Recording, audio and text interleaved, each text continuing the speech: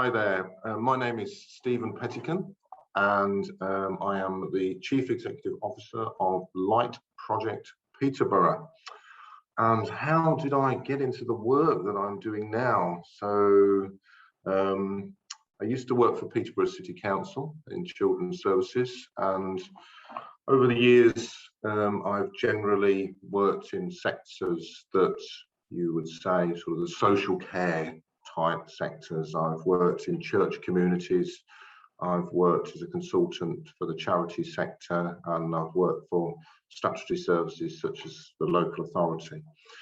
And the job that I'm in now, I sort of forged it myself, and we've grown the charity over the last couple of years. I got reeled in a little bit in terms of could I help, and the charity started in 2015, and I got reeled in to take things forward. And we opened the garden house, which I'm sitting in today, which is Peterborough's hub, multi-agency hub for rough sleepers. We opened that in October 2018, and we've continued to grow since then. So I think one of the things that I'm keen in all the different sectors I'm working in through Light Project Peterborough are seamless pathways of support. You know, how can we create seamless pathways where those folks, whoever those folks are that need support, don't have gaps in those pathways or hurdles or brick walls to break down and overcome that aren't going to enable them to progress. So, you know, that's, I think, the first instance of ease of access, listening in an open, inclusive, community-based environment. I think is very powerful.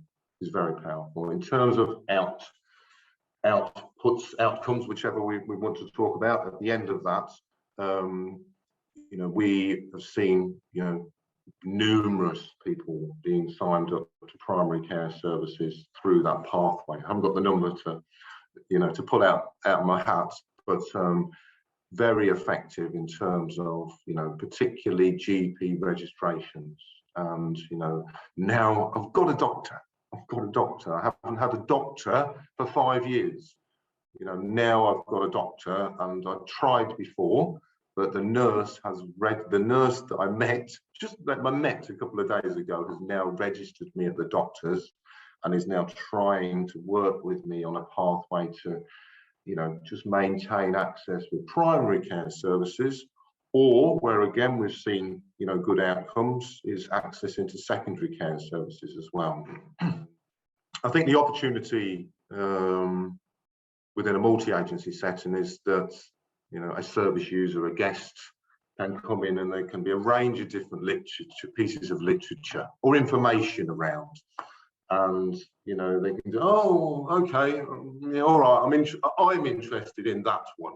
You know, I make my own autonomous choice that actually, you know, I want to get a job. Okay, there's some job information. Or, you know, cancer screening.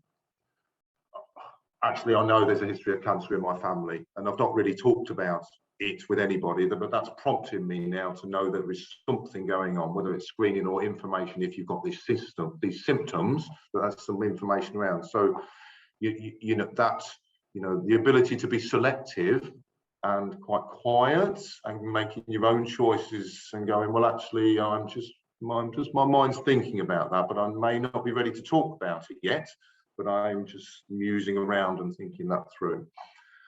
I think, and it's just creating the environment, you know, as you would in any other context, you know, whether that's different elements of the ethnicity or diversity, just responding in an inclusive manner to the populations you're trying to attract and work with.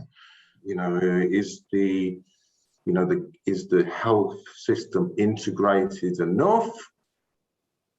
No, I don't think. You know, does it offer a holistic response to a person where you can go and see the GP, and that's holistic to a degree, but then you might need to see a consultant about this, and then in another week, 2 or 3 weeks later, you see a different consultant about this, and you know, that sort of, you know, that sort of singular possible, you know, systematic approach possibly could underwrite, you know, actually this person is made up of a package of many things, and then they will engage if we just look at this other issue first. And how can we change the system to enable this other issue to prevent our DNAs, you know, which then go down to the bottom line financially, etc., etc., etc.